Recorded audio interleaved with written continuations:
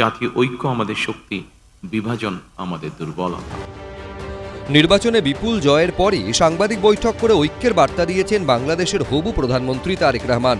বার্তা দিয়েছেন দল মত ধর্ম নির্বিশেষে দেশের জন্য কাজ করার। দলমত, ধর্ম, বর্ণ কিংবা ভিন্নমত যাই থাকুক, কোনো অজুহাতে অবশ্যই দুর্বলের উপরে সবলের আক্রমণ আমরা মেনে নেব না। হবু প্রধানমন্ত্রী আশ্বাস দিচ্ছেন, কিন্তু এই আশ্বাস কি আদৌ আশ্বস্ত করতে পারছে বাংলাদেশে বসবাসকারী সংখ্যালঘু হিন্দুদের? 1974 সালে বাংলাদেশের প্রথম জনগণনার সময় হিন্দু নাগরিকের হার ছিল প্রায় 14%। 2022-এ তা কমতে কমতে এসে ঠেকেছে প্রায় 8%।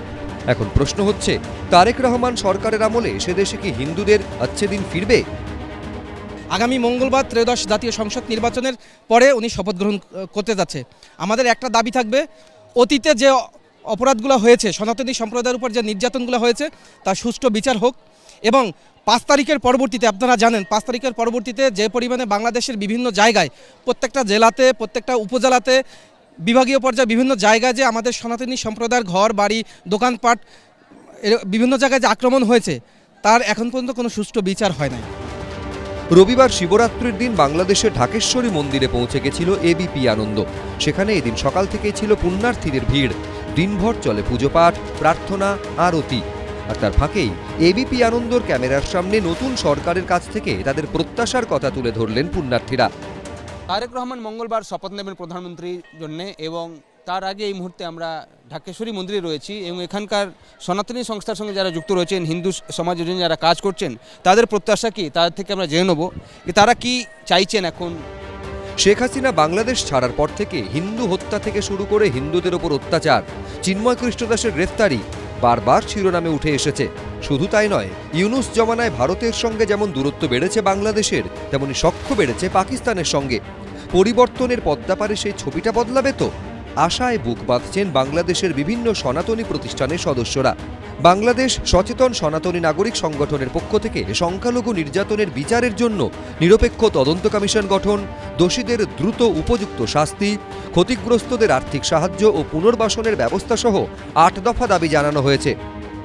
দেশের সরকার পরিবর্তন হয়, তারই 5 আগস্টের পর থেকে আমাদের উপর যেন নিষ্ঠুরতা আরও বেড়ে চলে। এবং 5 আগস্ট 2024 সাল থেকে এই অবধি আমাদের প্রতিনিয়ত সংখ্যালঘুদের ওপর যেন নির্যাতন, আজকে খুন, আজকে ধর্ষণ, আজকে মনে করেন বাড়িঘর লুটপাট, আজকে বাড়িঘর আগুন দিয়ে পোড়ানো, এই অবস্থায় চলমান।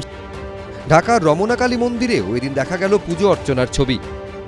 চিন্ময় প্রভুকে যাতে অচিরেই মুক্তি দেওয়া হয়, তারপরে আমাদের যে হিন্দুদের যে 8 দফা দাবি ছিল, 8 দফা দাবিটা যাতে কার্যকর করা হয়। তারপরে এখন যেহেতু আমাদের তারেক জি আমাদের গিয়ে পুরুষ প্রধানমন্ত্রী আসছে অনেক বছর পরে, তা আমরা চাই যাতে আমাদের সনাতনীদের একটা ভালো অবস্থা যাতে তৈরি হয়। শেখ হাসিনা নেতৃত্বাধীন আওয়ামী লীগ সরকারের পতনের পর হিন্দুদের ওপর যে বেলাগাম নির্যাতন শুরু হয়েছিল, তারেক রহমানের আমলে সেই ছবিটা কি বদলাবে? এই মুহূর্তে যে বিএনপি সরকার গঠন করতে চলেছে, বা তারেক রহমান যে বিএনপি বিপুল ভোটে জিতল, এটা একটা আশার কথা। এখন এই আশার কথা এই কারণ জামাতের মতো একটা মৌলবাদী শক্তিকে বাংলাদেশের জনগণ, যাকে বলা যায় এখন ভোটের যা ট্রেন্ড দেখতে পাচ্ছি তাতে বলা যায় তারা মোটামুটি রিজেক্ট করেছে। এখন এইটা তো নিশ্চিতভাবেই একটা খুব ভালো খবর। তবে এর সঙ্গে আরও অনেক কিছু আছে যেগুলো আমাদের ভাবতে হবে। প্রথমত হচ্ছে যে বাংলাদেশে এখন আশু কর্তব্য এই নতুন সরকারের হবে গণতন্ত্র ফিরিয়ে আনা। আওয়ামী লীগের সরকারের সময় এদেশের হিন্দুরা ঝাঁকে ঝাঁকে ভারতে চলে যায় কেন? তাদের বাড়ি ঘর যখন বেহাত হয়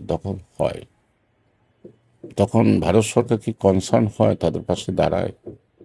এমন কোনো ঘটনা আছে নাকি? মনে হয় না। তো সুতরাং আওয়ামী লীগের সময় হয় তখন ভারত সরকার কোনো মন্তব্য করে না। গৌতম বুদ্ধ বলেছিলেন, মৈত্রী দ্বারা শত্রুকে জয় করবে, সাধুতার দ্বারা অসাধুকে জয় করবে, ক্ষমার দ্বারা ক্রোধকে জয় করবে এবং সত্যের দ্বারা মিথ্যাকে জয় করবে। এখন প্রধানমন্ত্রী চেয়ারে বসার পর শান্তির এই বার্তা কি শুনে চলবেন তারেক রহমান? বিজেন্দ্র সিংহ, কৃষ্ণেন্দু অধিকারী, এবিপি আনন্দ, ঢাকা। এবিপি আনন্দ, এগিয়ে থাকে, এগিয়ে রাখে।